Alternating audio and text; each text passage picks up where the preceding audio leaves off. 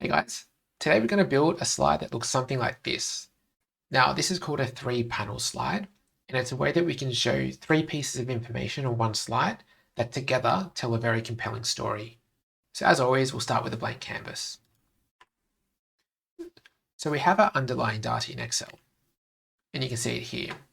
So the data is structured quite nicely. You can see the year, and we have a forecast of industry revenue and a forecast of industry costs. When you eyeball this data, you can see that costs, they're higher than revenue, and also costs are increasing faster than revenues increasing. So the difference between revenue and cost is minus 5 billion in 2007, and it's minus 24 billion in 2020. So we at least have one data point here, which is industry costs are growing faster than industry revenue. This is also known as negative jaws. But we need to tell a more compelling story than this. So I'm thinking about, what are the other things that we can say about this data that really supports the point that the industry is going downhill? First, one thing we can show is the overall industry profitability over time. I'll show you what that looks like in the data. So I'm going to say profit or loss equals revenue minus costs. So we can say here that costs are growing faster than revenue, and we can say here that by 2020, industry losses are going to be $24 billion a year. That's great. Now I'm thinking, is there something else that we can show? One really compelling way to show how poorly the industry is performing is that we could do a cumulative view of losses. So we could say that, what is the sum of all the losses over time? So let's calculate that. And to calculate, we use a sum formula, and we just lock the first cell. And here we have a third data point, which is by 2020, the cumulative losses in the industry are going to be over $200 billion. So I think there's 3 good points that we can make that really hit home that this industry is performing really poorly and will continue to perform poorly over time. So let's tell that story in PowerPoint. Now, as I said before, this is a 3-panel slide. So the thing we're going to start with is the 3 panels. I'll show you how I build them. So I'm going to drop in a box. It's a white box with no border, so you won't see much yet. First thing I'm going to do is create the panel. And now I'm going to create the header for the panel. And I'm going to fill that one. I've typed in header, so I'll just format that quickly. So that's our first panel. And there's actually a trick to getting this aligned really, really well. So the first thing we'll do is group the panel. I'm going to copy it, paste it, and drag it across. Paste the third one and drag it across. I'm going to highlight and multi-select the 3 panels. And the first thing I'm going to do is I'm going to align the middle. So they're aligned nicely across the horizontal axis. And then I'm going to distribute them horizontally so the spacing's even. I'm going to group all 3. And now I'm going to drag this group across. And now you can see we have 3 panels that are not only perfectly aligned across the top, but they're also perfectly spaced as well. Now we just need to ungroup everything. Now that our panels are done, to me at least it makes sense to just label what's going to be in the panels. So I'm going to do some chart labeling. So again, I'm just going to insert a box. And I'm going to type in the first chart label. So the first chart we're going to show is industry revenue cost forecast. That's the title of the chart. Underneath, I always like to have information about it, like the metric, the unit, the time period, that kind of stuff. So it's between 2007 and 2020, and it's US dollars billion. This is how I typically format the chart titles. It's up to you how you want to do it, but I think this way makes a lot of sense. I'm just going to make this in a dark font. That's our first chart. Now let's do our second chart. which is annual net loss forecast. And the third one, which is actually just cumulative net loss forecast. Cool. Just going to nudge those slightly. Okay, so now we know what we're putting in the slide. It's time to put some charts in. So first thing I'm going to do is hit insert, elements, and line, and drop that chart in. And that's the first thing you'll see here is actually that the format's different. We need to transpose this data. I'm going to click this button at the top that says transpose sheet. Then I'm going to drop in the data. You'll see that because my data in Excel is not formatted the same way as ThinkCell expects it to be, it's not actually landing in the right spot. It's going to delete the example data and insert a column which shifts it across into the proper data sheet. And you can see here on the chart that the data has appeared quite nicely. I like to start with a blank canvas, so I tend to delete the labels. And a couple of things we can do to neaten this up straight away. One is let's reduce the font size, 10.5. I'll resize slightly. And all of our data sits quite high in the chart. So I'm going to right click on the y-axis and click add break. Now this break is very severe now, so I'm just going to click on the break and drag this top horizontal line up slightly so that it looks a little bit more sensible. That was quite good. I'm going to format the lines now. So I'm going to hold Control, click on the two lines, and let's make it a bit thicker, 2.5 point. Now I'll right click on it and I'm going to click Set to Smooth Line, which is makes the line a little bit nicer to look at.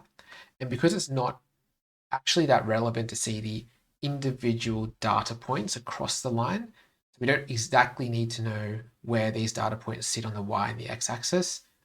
It's more about the trend than anything else.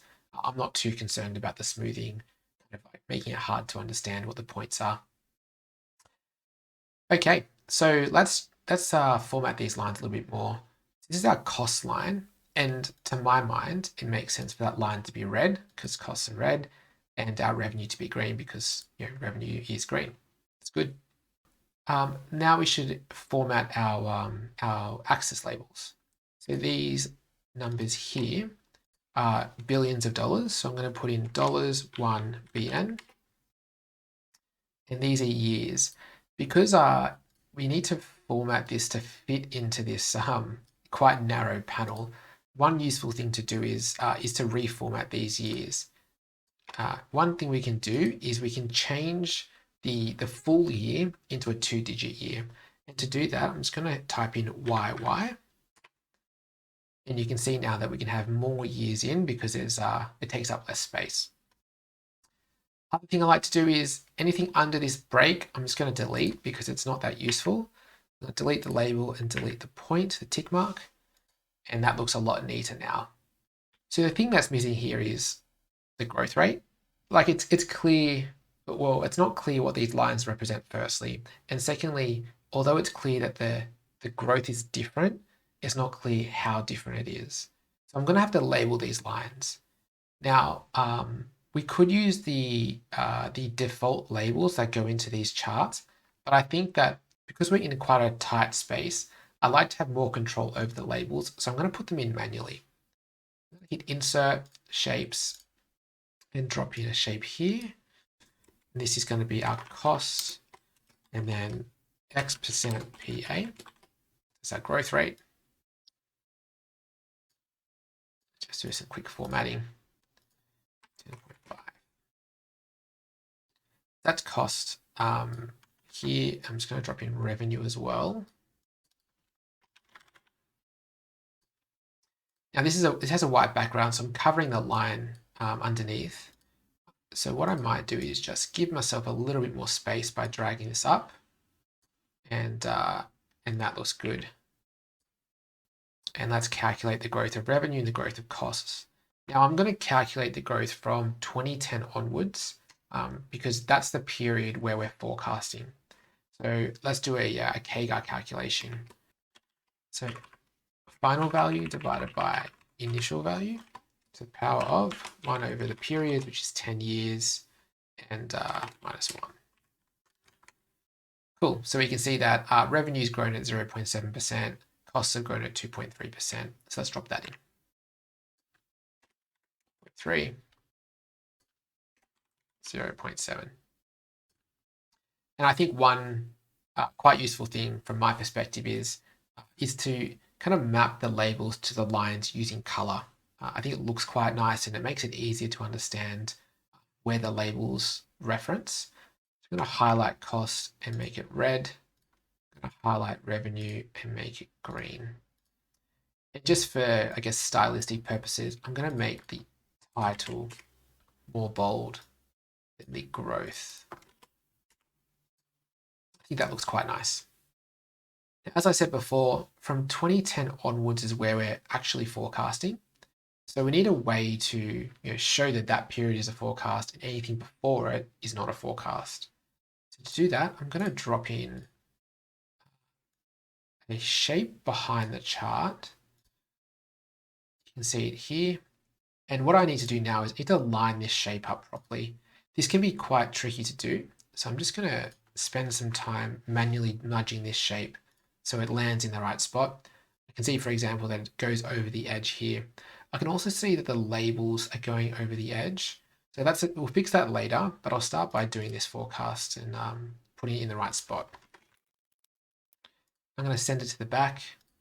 Now it's underneath the panel. So I'll send the panel to the back. And there we go. So there's a couple of things here. Obviously, there's a white background on our two labels. Also, the labels are going to cross over the edge of the forecast, and that's going to look a little bit weird. So here's a trick. I'm going to drag this across and add a couple more years. So then I'm going to delete the last year. I'm going to nudge this to the right spot and adjust it to the edge.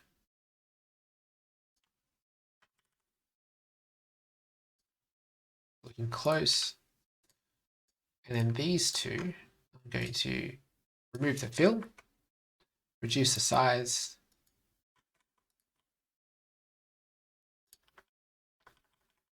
and ensure they're in the right spot. Now I actually have some room to play with, so I'm just gonna reformat this slightly. That looks quite good. So it's clear here at least that costs are growing at a faster rate than revenue is. What we purposely didn't show is what the cost number is here and the revenue number is here, because we're going to show that basically in the second chart. So instead of rebuilding this chart from scratch, let's use what we have. And I'll start with copying and pasting the chart in. I'll delete the data. And we'll go back to Excel and grab the data. This time we're taking the profit and loss column. I'm going to drop that in. You can see the axis looks a bit funny, and that's because we've manually changed this axis. I'm just going to click on it, right click, and press this one, which says reset to automatic scale. That looks good. Delete the label, nudge it across, and there we go. So I'm just going to format this just like the previous lines, add some smoothness, add some thickness to it. There we go. Change the color, and I'll change this to red because it's a loss.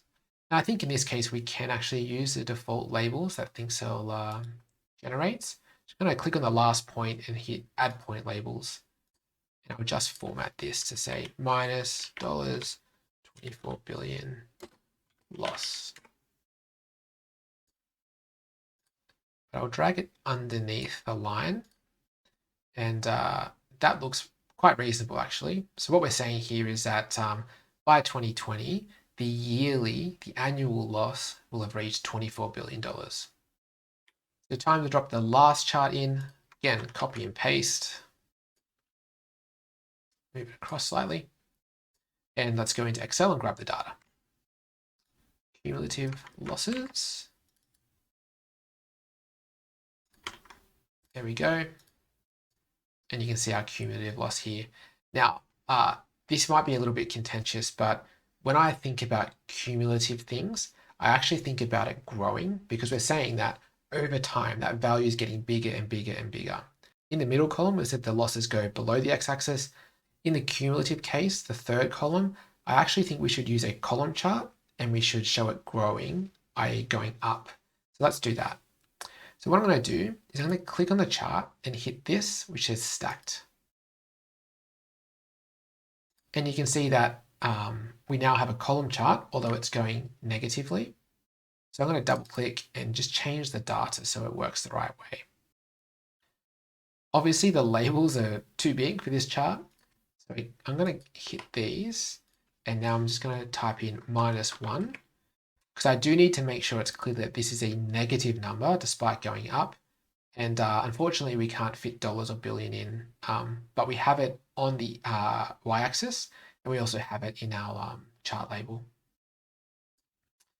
Green's not the right color for this. I think red is also probably not the right color for this. So let's keep this one neutral and I'll use a gray.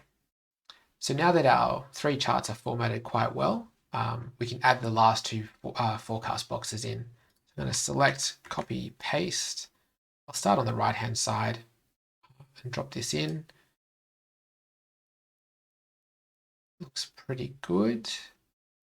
Send to the back. Now, oops.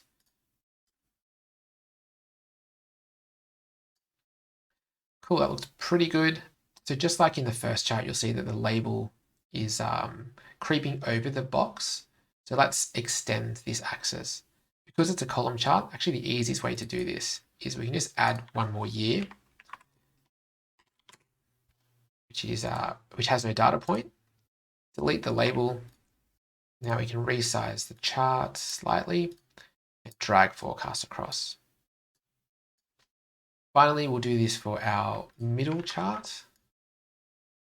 Here you'll notice that everything's upside down. So I'll align to bottom and center back.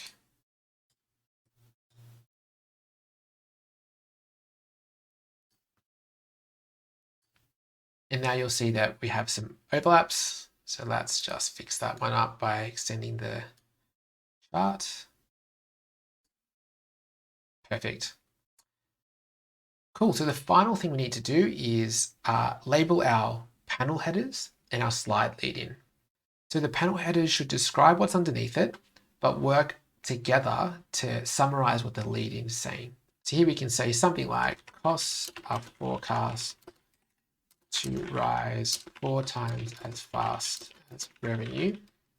Should probably say approximately, which will result in an approximately $24 billion loss per year by 2020.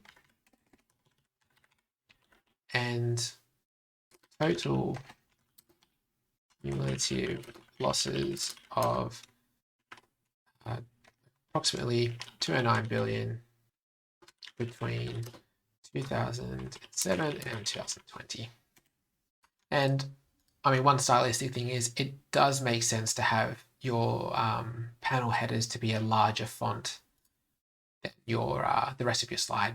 So you can either make the font bigger or you can make it bolder. And I also like to balance the two rows. Something like this. So finally, we need to type in the slide lead-in. As you've heard me say before, a lot of people tend to just put in the title of the slide.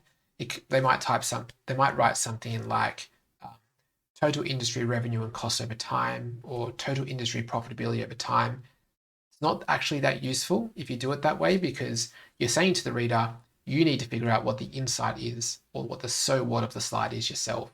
And what we want to do is make it easy for the reader to understand that. So let's type in what the insight is and make it very clear. So the insight is, we forecast negative jaws. So negative jaws is shown in the first panel. Will result in annual losses, an annual loss of approximately 24 billion, which is the second panel, and cumulative losses of approximately 209 billion, which is the third panel by 2020. So you have low-level data. That low-level data is summarized by the panel headers, and those panel headers are summarized by the slide lead-in. So there's kind of a logical build-up from low-level data to overall insight. So that's it, guys. That's how you build a 3-panel slide in PowerPoint and ThinkCell. Any questions or comments, please drop them in the comment box down below. If you like this kind of video, please let me know because I can do more of them. And hope that was useful.